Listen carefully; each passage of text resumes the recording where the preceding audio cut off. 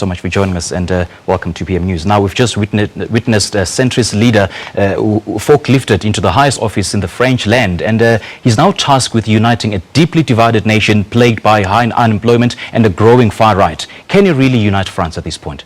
Well, I think he will have to ensure that he does just that, because it is important for the French people to be united. But secondly, you are aware that currently the EU, which the French people are founding members of, is currently facing challenges. And since Britain announced the Brexit, it has been a problem. But I think the election of Macron has kind of assisted the European Union in terms of strengthening it. And therefore, he has no choice but to make sure that he work with speed to ensure that he unite the nation. And from there, he moves to the other front where he is responsible again to ensure that he must ensure that the EU is back on track. And I think he will be working with Angela Merkel. The Germans are ready, are waiting for him to ensure that they work together to strengthen the EU.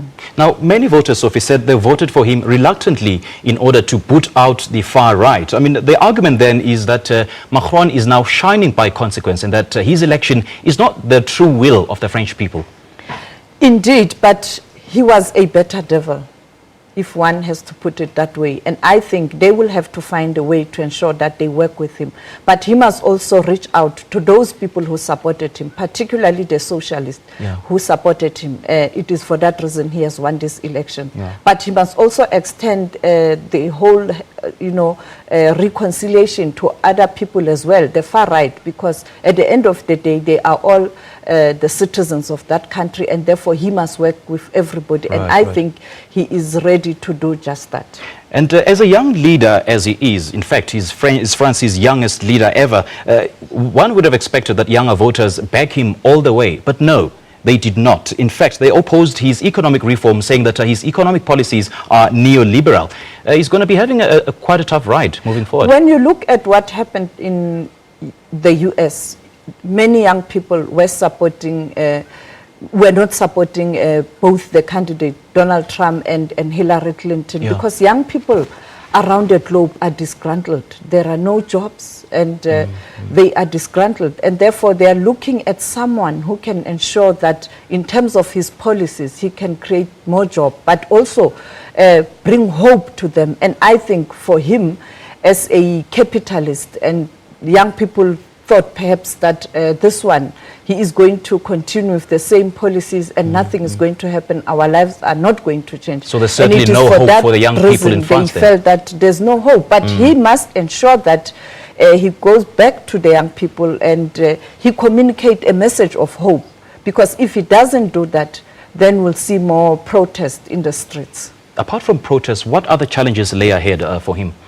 The other important issue is to ensure that he works with the multilateral organizations such as the UN, the EU, to ensure that the concept or the notion of multilateralism continue to flourish. But secondly, we are aware that France has played a prominent role in peacekeeping in different parts of the world. And therefore, he must continue to ensure that France's voice is heard, but also it continues to participate in bringing peace and stability around the world. I don't know how is he going to reach out to Vladimir Putin, who didn't support him. I don't know how is he going to ensure that Donald Trump also support him, because he clearly didn't want him in office, but he had the backing of people like the former president of America, Barack Obama, and many other leaders on the continent. On the continent, And coming back home now, what sort of relations do you think moving forward South Africa will enjoy with France?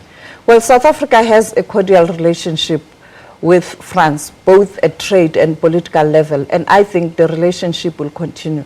Remember, the finance minister of France was recently in the country, and he is the one who actually told me, when I asked him about what's likely to happen after the elections, that indeed there's no way the far-right organization or group will win the election.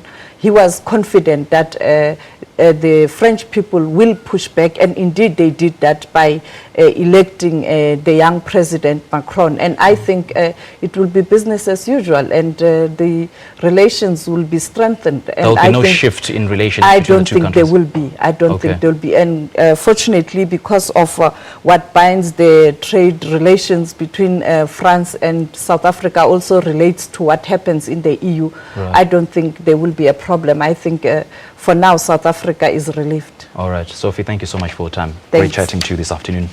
All right. That was Foreign Desk Editor Sophie Mokoena giving us her reaction about the